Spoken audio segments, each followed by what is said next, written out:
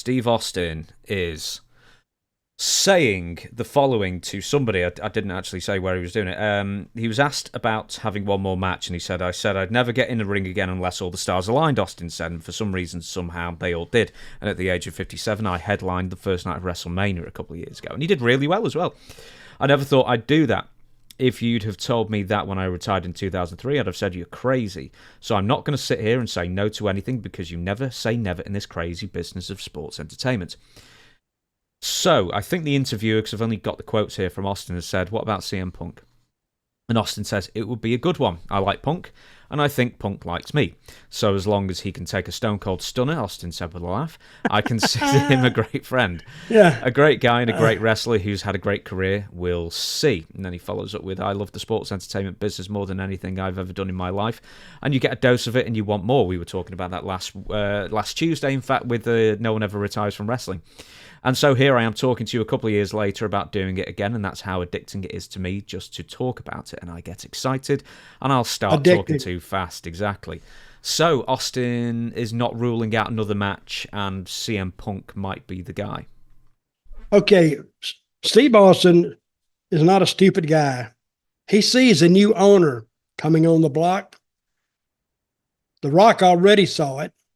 Now he's going to make him a ton of money off of him. And now Austin sees that these Endeavor people dropped in off the clouds. Well, he needs his payoff. And now you'll see Hogan.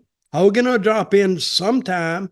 Hell, yeah. He may be 72 when he goes out there and he's doing this. And now people will respond to him if he's just doing that. But I think Austin, I don't blame him if they're willing to.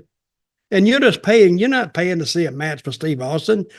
I mean, the people that want to take it or go to it, you're seeing Steve Austin. That's what you're seeing. And I don't think nobody gets ripped off.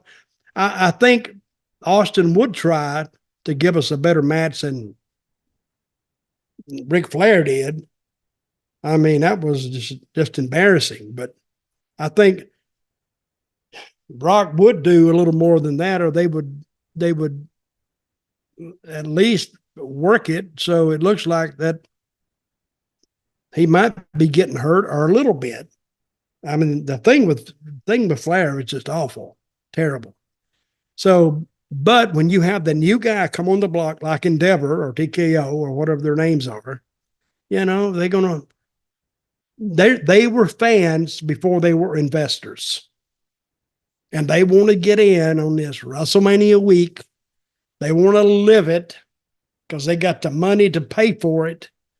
And they're going to make money. So them going to WrestleMania week, I think would be a big, big deal for all those guys. Do you think Steve Austin is like, because you mentioned before with Endeavor getting in, there's billions flying around here, there, and everywhere, record profits. Do you think he's rubbing his hands together and thinking, man, this, if I'm sure he's already set for life already, but man, he's just thinking this could buy me a few more farms in Nevada or wherever he lives now. Well, I'm sure it could. But see, when you get on the scale of WrestleMania and you're in a high match, your sellability goes sky high. Everybody sees you. And if you watch the Super Bowl, Stone Cold was in that. I forgot some other wrestlers were in it. So, and they're not in a Super Bowl commercial because nobody knows them. People know them. I mean, the wrestling business is, people know wrestlers, even if they don't follow it. They know it. Because when they're changing their channels or flicking the remote, you're going to run across wrestling sometime. And WWE does it in such a way, it's a slick production. And when a guy's going to the ring and the lights and the music's playing, and that's a production. And you're seeing it right in the confines of your own living room. And it looks like a really high-scale production, and it is. See, if you look between the difference of the just the production of the shows between WWE and AEW, that's as far as you got to look. Mm-hmm. That's it. Because there's a world of difference. So CM Punk's been advanced as an opponent. Who do you think would be the best opponent for Steve Austin? 1, to give him a good match, and 2, to keep him safe. And 3 for fan interest, of course.